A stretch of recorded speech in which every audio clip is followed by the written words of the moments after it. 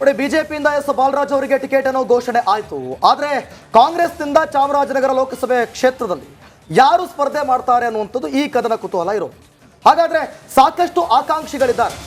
ಯಾರ್ಯಾರು ನೋಡ್ತಾ ಹೋಗೋಣ. ಕಾಂಗ್ರೆಸ್ನಲ್ಲಿ ಟಿಕೆಟ್ ಆಕಾಂಕ್ಷಿಗಳ ಹಿಂಡೆ ಇದೆ. ಯಾರೆಲ್ಲ ಮುಂದೆ ಬರ್ತಿದ್ದಾರೆ ಈ ಬಾರಿ ಸ್ಪರ್ಧೆ ಮಾಡೋದಕ್ಕೆ? ಪುತ್ರನಿಗೆ ಟಿಕೆಟ್ ಕೊಡಿಸೋದಕ್ಕೆ ಮಹಾದೇವಪ್ಪ ಸರ್ಕಸ್ ಮಾಡ್ತಾ ಇದ್ರೆ ಒಂದು ಕಡೆ ಕಾಂಗ್ರೆಸ್ ಹೈಕಮಾಂಡ್ ನೀವೇ ಗೆಲ್ಲಿಸ್ಕೊಂಡು ಬನ್ನಿ ಅಂತ ಅಂತಿದ್ದಾರೆ. ಮಹಾದೇವಪ್ಪ ಅವರು ಪುತ್ರನಿಗೆ ಟಿಕೆಟ್ ಕೊಟ್ಟರೆ ನಾನು ಗೆಲ್ಸ್ಕೊಂಡು ಬರ್ತೀನಿ ಅಂತಿದ್ದಾರೆ.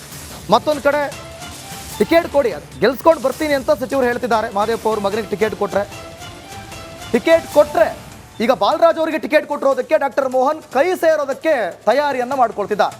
ಇವರು ಶ್ರೀನಿವಾಸ್ ಪ್ರಸಾದ್ ಅವರ ಅಳಿಯ ಡಾಕ್ಟರ್ ಮೋಹನ್ ಕೈ ಪಕ್ಷವನ್ನು ಸೇರೋದಕ್ಕೆ ಮುಂದಾಗಿದ್ದಾರೆ. ಕಾರಣ ಎಸ್ ಬಾಲರಾಜ್ ಅವರಿಗೆ ಟಿಕೆಟ್ ಕೊಟ್ಟಿದ್ದಕ್ಕೆ. ಸೊ ಒಂದು ವೇಳೆ ಅವರೇನಾದರೂ ಕೈ ಪಕ್ಷ ಏನಾದರೂ ಸೇರಿದ್ರೆ ಸ್ಮಿತಾ, ಸೊ ಅವರು ಕೂಡ ಅಲ್ಲಿಗೆ ರೇಸ್ನಲ್ಲಿ ಇರ್ತಾರೆ. ನಿಜ. ಇಲ್ಲಿನ ಚಿತ್ರಣ 8 ವಿಧಾನಸಭಾ ಕ್ಷೇತ್ರಗಳು ಬರುತ್ತೆ. ಆ ಪೈಕಿ 7 ಮಂದಿ ಶಾಸಕರು ಕಾಂಗ್ರೆಸ್ನವರಿದ್ದಾರೆ. ಹಾಗೆ ಕಳೆದ ಬಾರಿಯ ಚುನಾವಣೆಯನ್ನು ನಾವು ಗಮನಿಸಿದಾಗ ಗೆಲುವಿನ ಅಂತರ ಬಹಳ ಕಮ್ಮಿ.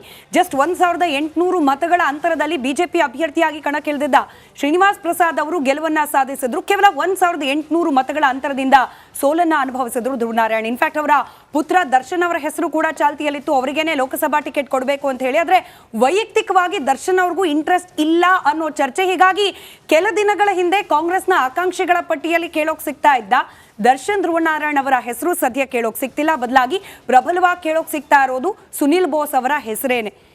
ಸಮಾಜ ಕಲ್ಯಾಣ ಸಚಿವರು ಎಚ್ ಸಿ ಮಹದೇವಪ್ಪ ಅವರು ಅವರನ್ನ ನಿಲ್ಲಿ ಅಂತ ಹೇಳಿ ಹೈಕಮಾಂಡ್ ಹೇಳ್ತಿದ್ದೆ. ದಿವ್ಯ ಅವಾಗಲೇ ಅದನ್ನ ಎಕ್ಸ್ಪ್ಲೈನ್ ಮಾಡ್ತಾ ಇದ್ರು. ಅವರು ಮಗನಿಗೊಂದು ಅವಕಾಶ ಕೊಡಿ, ಸಚಿವ ಸ್ಥಾನ ಕೈಯಲ್ಲಿದೆ, ಅದನ್ನ ಕಳ್ಕೊಳ್ಳೋದು ಯಾಕೆ? ಹಾಗೆ ಪುತ್ರನ ಭವಿಷ್ಯಕ್ಕೂ ಕೂಡ ಒಳ್ಳೆ ವೇದಿಕೆ ಆಗಬಹುದು ಅನ್ನೋ ಚಿಂತನೆ. ಹೀಗಾಗಿ ಸುನಿಲ್ ಬೋಸ್ ಅವರಿಗೆ ಕೊಡಿ ಅಂತ ಹೇಳ್ತಿದ್ದಾರೆ. ಹಾಗೆ ಶ್ರೀನಿವಾಸ್ ಪ್ರಸಾದ್ ಅವರ ಅಳಿಯ ಡಾಕ್ಟರ್ ಮೋಹನ್ ಅವರಿಗೆ ಬಿಜೆಪಿಯಿಂದ ಟಿಕೆಟ್ ಸಿಗಬಹುದು ಅನ್ನೋ ನಿರೀಕ್ಷೆ ಇತ್ತು. ಮಾವನಿಗೆ ಅನಾರೋಗ್ಯ ಸಮಸ್ಯೆ, ಹೆಚ್ಚಿಗೆ ಓಡಾಡಕ್ ಆಗ್ತಾ ಇಲ್ಲ. ಇನ್ಫ್ಯಾಕ್ಟ್ ಕಳೆದ ವಿಧಾನಸಭಾ ಚುನಾವಣೆ ಸಂದರ್ಭದಲ್ಲೂ ಕೂಡ ಹೆಚ್ಚಿಗೆ ಓಡಾಡ್ಲಿಲ್ಲ ಸಂಸದರು ವಯಸ್ಸಿನ ಕಾರಣಕ್ಕೆ ಅನ್ನೋ ಒಂದು ಆರೋಪ ಕೂಡ ಇತ್ತು, ಅಸಹನೆ ಕೂಡ ಇತ್ತು. ಇದೆಲ್ಲವನ್ನ ಮನಗಂಡ ಮೋಹನ್ ಅವರು ನನಗೆ ಟಿಕೆಟ್ ಕೊಡ್ಲಿ ಅಂತ ಕಾಯ್ತಿದ್ರು. ಆದ್ರೆ ಕೊಡದೇ ಇದ್ದ ಕಾರಣಕ್ಕೆ ಇದೀಗ ಕಾಂಗ್ರೆಸ್ನ ಕದ ತಟ್ಟಿದ್ದಾರೆ ಅನ್ನೋ ಮಾಹಿತಿ. ಈ ಬಗ್ಗೆ ಮಾತನಾಡ್ಲಿಕ್ಕೆ ಅಂದ್ರೆ ಕ್ಷೇತ್ರದ ಮತದಾರರ ನಾಡಿಮಿಡಿತವನ್ನ ಅರ್ಥ ಮಾಡಿಕೊಂಡು ನಮ್ಮ ಜೊತೆಯಲ್ಲಿ ಮಾತನಾಡ್ಲಿಕ್ಕೆ ಬಿಜೆಪಿಯ ಅಧಿಕೃತ ಅಭ್ಯರ್ಥಿ ಬಾಲರಾಜ್ ಅವರು ನಮ್ಮ ಜೊತೆ ಸಂಪರ್ಕದಲ್ಲಿದ್ದಾರೆ. ನಮಸ್ಕಾರ ಸರ್. ನಮಸ್ಕಾರ. ಕಳೆದ ಬಾರಿ ಕೇವಲ 1800 ಮತಗಳ ಅಂತರದಿಂದ ಬಿಜೆಪಿ ಪಕ್ಷ ಕೊಲಿದ ಕ್ಷೇತ್ರ. ಈ ಬಾರಿ ನೀವು ಅಭ್ಯರ್ಥಿ. ಎಷ್ಟು ಪಾಸಿಟಿವ್ ಹೋಪ್ಸ್ ಇದೆ ಗೆಲುವು ನಿಮ್ಮದೇ ಆಗತ್ತೆ ಅನ್ನೋ ಬಗ್ಗೆ? ಈಗಾಗಲೇ ಚುನಾವಣೆ ಘೋಷಣೆ ಹಿನ್ನೆಲೆಯಲ್ಲಿ ಭಾರತೀಯ ಜನತಾ ಪಕ್ಷ ಒಂದು ಸದೃಢವಾಗಿದೆ ಕ್ಷೇತ್ರದಲ್ಲಿ. ಭಾರತೀಯ ಜನತಾ ಪಕ್ಷದ ಕಾರ್ಯಕರ್ತರು ಸಕ್ರಿಯವಾಗಿ ಈಗಾಗಲೇ ಕಳೆದ 6 ತಿಂಗಳಿಂದನೂ ಪಕ್ಷದ ಚಟುವಟಿಕೆಯಲ್ಲಿ ಸಂಘಟನೆಯಲ್ಲಿ ತೊಡಕೊಂಡಿದೆ. ಜೊತೆಗೆ ನಮ್ಗೆ ಎಲ್ಲಾ ಅಂಶಗಳನ್ನ ಪರಿಗಣನೆಗೆ ತಗೊಂಡ್ರೆ ನಮ್ಮ ಪಕ್ಷದ ಅಭಿವೃದ್ಧಿ ಕಾರ್ಯಗಳು ಮತ್ತೆ ಜೊತೆಗೆ ನಮ್ಮ ದೇಶದ ನಾಯಕರಾಗಿರ್ತಕ್ಕಂಥ ಮೋದಿಜಿಯವರ ಹೆಸರಲ್ಲಿ ಪಕ್ಷದ ಜವಾಬ್ದಾರಿಯುತ ಸ್ಥಾನದಲ್ಲಿರ್ತಕ್ಕಂಥವ್ರೆಲ್ಲರೂ ಕೂಡ ಈ ಬಾರಿ 3ನೇ ಬಾರಿಗೆ ಮೋದಿಜಿಯವ್ರನ್ನ ಪ್ರಧಾನಮಂತ್ರಿಯನ್ನಾಗಿ ಮಾಡ್ಬೇಕು ಅಂತ ಉದ್ದೇಶದಿಂದ ಸಂಘಟನೆ ಆಗಿದೆ. ಜೊತೆಗೆ ಈ ಫ್ಯಾಕ್ಟರ್ ಜೊತೆಗೆ ಜೆಡಿಎಸ್ ಕೂಡ ನಮ್ ಜೊತೆನಲ್ಲಿ ಗುರುತಿಸ್ಕೊಂಡು ಜೆಡಿಎಸ್ ಜೊತೆ ಹೊಂದಾಣಿಕೆ ಆಗಿರೋದ್ರಿಂದ ಆ ಪಕ್ಷದ ಮತಗಳಿಕೆ ಕೂಡ ನಮ್ಗೆ ಅನುಕೂಲಕರ ವಾತಾವರಣ ಇದೆ. ಹಾಗಾಗಿ ನಾವು ಒಟ್ಟ ಅಂತರದಲ್ಲೇ ಗೆಲುವು ಸಾಧಿಸಕ್ಕಾಗುವಂತ ಎಲ್ಲಾ ಅವಕಾಶಗಳು ಸಿಕ್ಕಿದೆ. ಪಕ್ಷ ಅಂತೂ ಸದೃಢವಾಗಿದೆ. ಈಗ ಬಾಲರಾಜ್ ಅವರೇ, ಒಂದ್ ಕಡೆ ಮೋದಿಯನ್ನ ಗೆಲ್ಲಿಸಬೇಕು ಅನ್ನುವಂಥದ್ದು ಒಂದ್ ಕಡೆ ಪಕ್ಕಕ್ಕಿಟ್ಟು ನೋಡೋಣ. ಈಗ ಶ್ರೀನಿವಾಸ್ ಅವರು ಇದ್ದಂತ ಸಂದರ್ಭದಲ್ಲಿ ಚಾಮರಾಜನಗರ ಯಾವ ರೀತಿ ಅಭಿವೃದ್ಧಿ ಆಗಿದೆ ನೀವು ಕಂಡಂತೆ, ಈಗ ನೀವು ಒಂದ್ ವೇಳೆ ಸಂಸದರಾಗಿ ಬಂದ್ರೆ ಏನ್ ಅಭಿವೃದ್ಧಿ ಮಾಡ್ತೀರಿ ಚಾಮರಾಜನಗರದ ಅಭಿವೃದ್ಧಿ ಕುರಿತಾಗಿ? ಯಾಕಂದ್ರೆ ಅವರು ವಯಸ್ಸಿನ ಕಾರಣದಲ್ಲಿದ್ರು, ಅನಾರೋಗ್ಯದಿಂದ ಬಳಲ್ತಾ ಇದ್ರು, ಸಾಕಷ್ಟು ಕ್ಷೇತ್ರದ ಕಡೆ ಗಮನ ವಹಿಸಿದ್ದು ಕಮ್ಮಿ ಅನ್ನುವಂಥ ಮಾತುಗಳು ಕೂಡ ಕೇಳಿ ಬರ್ತಾ ಇದೆ. ಏನ್ ಹೇಳ್ತೀರಾ ಈ ಬಗ್ಗೆ ನೀವು? ಒಬ್ರು ಸಂಸತ್ ಸದಸ್ಯರಾಗಿ ಅವರ ಜವಾಬ್ದಾರಿಯನ್ನ ಮಾಡಿದ್ದಾರೆ. ಅನಾರೋಗ್ಯ ನಿಮಿತ್ತ ಅವರು ಬಹಳಷ್ಟು ಹಿಂದಿನಿಂದ ಸುಮಾರು 6 ಬಾರಿ ಸಂಸತ್ ಸದಸ್ಯರಾಗಿ ಕೆಲಸ ಮಾಡಿದ್ದಾರೆ. ಎಲ್ಲಾ ಸಂದರ್ಭಗಳು ಉತ್ತಮವಾಗಿ ಕ್ಷೇತ್ರಾದ್ಯಂತ ಪಾದರಸ್ತಂತೆ ಕೆಲಸ ಮಾಡಿ ಸಂಘಟನೆ ಮಾಡಿದ್ದಾರೆ, ಅಭಿವೃದ್ಧಿ ಕೆಲಸಗಳು ಮಾಡಿದ್ದಾರೆ.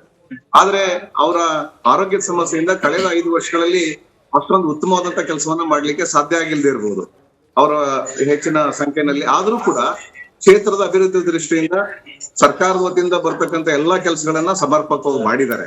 ಅದ್ರಲ್ಲಿ ಯಾವುದೇ ತರದ ಅನುಮಾನಗಳಿಲ್ಲ. ಮತ್ತೆ ಜೊತೆಗೆ ಅವರು ಅಷ್ಟು ಅನಾರೋಗ್ಯ ನಿಮಿತ್ತವಾಗಿದ್ರು ಕೂಡ ಸಾರ್ವಜನಿಕ ಕ್ಷೇತ್ರದಲ್ಲಿ ಎಲ್ಲರನ್ನು ಮಾತಾಡಿಸಿ ಸಾಧ್ಯವಾದ ಮಟ್ಟಿಗೆ ತಮ್ಮ ಕೈಲಾದಂತ ಪ್ರಯತ್ನಗಳನ್ನ ಮಾಡಿದ್ದಾರೆ. ಅದು ಏನು ಪಕ್ಷದ ಮೇಲೆ ಅಂತ ಯಾವುದೇ ತರದ ಬೇರೆ ತರದ ವ್ಯತಿರಿಕ್ತ ಪರಿಣಾಮವನ್ನು ಬೀರೋದಿಲ್ಲ. ನೀವು ಮೋದಿ ಅಂತೀರಿ, ಬಟ್ ವೈಯಕ್ತಿಕವಾಗಿಯೂ ಕೂಡ ಅಭ್ಯರ್ಥಿಯ ಹಿನ್ನೆಲೆ ಮುನ್ನೆಲೆ ಹಾಗೆ ಸ್ಥಳೀಯವಾಗಿರ್ತಕ್ಕಂಥ ವಾತಾವರಣ ಇದೆಲ್ಲವೂ ಕೂಡ ಕೌಂಟ್ ಆಗೇ ಆಗುತ್ತೆ ಮತದಾರ ಹೋಗಿ ಮತ ಚಲಾವಣೆ ಮಾಡುವ ಸಂದರ್ಭದಲ್ಲಿ. ಸಿದ್ದರಾಮಯ್ಯ ಅವರು ಪ್ರತಿನಿಧಿಸುವ ವರುಣಾ ಕ್ಷೇತ್ರ, ಸಿದ್ದರಾಮಯ್ಯ ಅಂತ ಮಾಸ್ ಲೀಡರ್ನ ಪ್ರಭಾವ ಕೂಡ ಇರುವಂತಹ ಲೋಕಸಭಾ ಕ್ಷೇತ್ರ, ಇದರ ಜೊತೆಗೆ 7 ಮಂದಿ ಕಾಂಗ್ರೆಸ್ನ ಹಾಲಿ ಶಾಸಕರು, ಸುನಿಲ್ ಬೋಸನ್ನ ನಾನು ಗೆಲ್ಲಿಸ್ಕೊಂಡು ಬರ್ತೀನಿ ಅಂತ ಪಣ ತೊಟ್ಟಿರತಕ್ಕಂಥ HC ಮಹದೇವಪ್ಪನವರು, ಇದೆಲ್ಲ ಎಲ್ಲೋ ಒಂದ್ ಕಡೆ ಬಿಜೆಪಿಗೆ ಕಳೆದ ಬಾರಿ ಇದ್ದಕ್ಕಿಂತ ಒಂದಷ್ಟು ಟಫ್ ಟಾಸ್ಕ್ ಆಗೋಲ್ವಾ ಈ ಬಾರಿ ಚುನಾವಣೆ ಅಂತ ಹೇಳಿ? ಖಂಡಿತ ಆಗೋದಿಲ್ಲ. ಈ ಬಾರಿ ಈ ವಿಷಯ ಈ ಸಂಗತಿಗಳೆಲ್ಲ ದೇಶದ ವಿಷಯದಲ್ಲಿ ಈ ಚುನಾವಣೆ ನಡೆಯುತ್ತೆ. ದೇಶದ ಬಗ್ಗೆ ಇದು ಸ್ಥಳೀಯವಾಗಿರ್ತಕ್ಕಂಥ ಸಮಸ್ಯೆಗಳಿಂದ ಈ ಚುನಾವಣೆ ನಡೆಯಲ್ಲ. ದೇಶದ ಸಂಗತಿಗಳು, ದೇಶದ ಸಮಗ್ರತೆ, ಏಕತೆ ಬಗ್ಗೆ ಚುನಾವಣೆ ನಡೆಯುತ್ತೆ. ಹಾಗಾಗಿ ಇಂಥ ಒಂದು ಫ್ಯಾಕ್ಟರ್ಗಳೆಲ್ಲ ಈ ಸರಿ ಹೆಚ್ಚಿನ ಕೆಲಸಗಳನ್ನ ಮಾಡೋದಿಲ್ಲ. ಅವ್ರಿಗೆ ಮ್ಯಾಂಡೇಟ್ ಕೊಟ್ಟಿದ್ದಾರೆ ಜನ. ಸಿದ್ದರಾಮಯ್ಯನವರು ಒಂದು ಅವಕಾಶ ಕೊಟ್ಟಿದ್ದಾರೆ. ಸಿದ್ದರಾಮಯ್ಯನವರು ನೇತೃತ್ವದಲ್ಲಿ ಅವರು ಮತ್ತು DK ಶಿವಕುಮಾರ್ ಅವರು ಒಂದಷ್ಟು ಗ್ಯಾರಂಟಿ ಯೋಜನೆಯನ್ನು ಘೋಷಣೆ ಮಾಡಿದ್ರು. ಆ ಕೆಲಸವನ್ನ 5 ವರ್ಷಗಳ ಕಾಲ ಅವ್ರು ಮಾಡ್ಲಿ. ಒಂದು ಕ್ವಿಕ್ ರಿಯಾಕ್ಷನ್, ಕಡೆ ರಿಯಾಕ್ಷನ್ ನಿಮ್ಮಿಂದ ಬೇಕು. ನಾನು 3 ಹೆಸರು ಹೇಳ್ತೀನಿ, ಆ 3ರ ಪೈಕಿ ಯಾರು ಕಾಂಗ್ರೆಸ್ ಅಭ್ಯರ್ಥಿ ಆದ್ರೆ ನಿಮಗೆ ಸ್ವಲ್ಪ ಟಫ್ ಟಾಸ್ಕ್ ಆಗಬಹುದು ಅಂತ ಹೇಳಿ. ಒಂದು, ಧ್ರುವನಾರಾಯಣ್ ಅವರ ಪುತ್ರನಿಗೆ ಟಿಕೆಟ್ ಕೊಡಬಹುದು ಅನ್ನೋ ಚರ್ಚೆ ಇದೆ, ದರ್ಶನ್ ಅವರು. 2ನೇದು HC ಮಹದೇವಪ್ಪನವರೇ ಕಣಕ್ಕಿಳಿಬಹುದು ಅನ್ನೋ ಸಾಧ್ಯತೆ ಕೂಡ, ಅಥವಾ ಅವರ ಪುತ್ರ ಸುನಿಲ್ ಬೋಸ್. ಈ 3ರಲ್ಲಿ ಯಾರು ನಿಮ್ಮ ಪ್ರಕಾರ ಪ್ರಬಲ ಪೈಪೋಟಿಯನ್ನು ನೀಡಬಹುದು ತಮ್ಗೆ? ಇಲ್ಲ, ಪ್ರಬಲ ಪೈಪೋಟಿ ಅಂತ ಯೋಚನೆ ಮಾಡೋ ಪ್ರಶ್ನೆ ನಮಗೆ ಉದ್ಭವೋದಿಲ್ಲ. ಭಾರತೀಯ ಜನತಾ ಪಕ್ಷನೇ ಒಂದು ಶಕ್ತಿ. ಆ ಶಕ್ತಿಯಲ್ಲಿ ಇವತ್ತು ನನ್ನ ಅಭ್ಯರ್ಥಿಯನ್ನಾಗಿ ಮಾಡಿದ್ದಾರೆ. ನಾನ್ ಚುನಾವಣೆಯಲ್ಲಿ ಸ್ಪರ್ಧೆ ಮಾಡ್ತಾ ಇದ್ದೀನಿ. ನನ್ನ ಹೋರಾಟ ಏನಿದ್ರು ನಮ್ಮ ಮುಂದಿನ ದಾರಿ ಹುಡುಕೋದು ಹೊರತುಪಡಿಸಿ 2ನೇ ಸ್ಥಾನ, 3ನೇ ಸ್ಥಾನ, 1ನೇ ಸ್ಥಾನದ ಬಗ್ಗೆ ನಂಗೆ ನಂಬಿಕೆ ಇಲ್ಲ. ನಾವು ಗೆಲ್ತಕ್ಕಂಥ ವಿಶ್ವಾಸ ಇದೆ. ನಾವು ಚುನಾವಣೆಯನ್ನ ಎದುರಿಸ್ತೇವೆ. Right sir. Anyway, all the best ನಿಮಗೆ, ನಿಮ್ಮ ಚುನಾವಣೆಗೆ, ಹಾಗೆ ನಿಮ್ಮ ಮತದಾರರನ್ನ ತಲುಪುವ ಪ್ರಯತ್ನಕ್ಕೆ. ಧನ್ಯವಾದ ರಿಪಬ್ಲಿಕ್ ಕನ್ನಡ ಜೊತೆ ಮಾತನಾಡಿದಕ್ಕೆ. ಕಾನ್ಫಿಡೆನ್ಸ್ ಅಂತೂ ಇದೆ, ಬಟ್ ಆ ಕಾನ್ಫಿಡೆನ್ಸ್ ಮತಗಳಾಗಿ ಪರಿವರ್ತನೆ ಆಗ್ಬೇಕಂದ್ರೆ ಒಂದಷ್ಟು ಸೋಷಿಯಲ್ ಇಂಜಿನಿಯರಿಂಗ್ ಕೂಡ ಆಗ್ಬೇಕಾಗುತ್ತೆ. ಚಾಮರಾಜನಗರ ಅವ್ರು ಹೇಳ್ಬೋದು ಅಭಿವೃದ್ಧಿ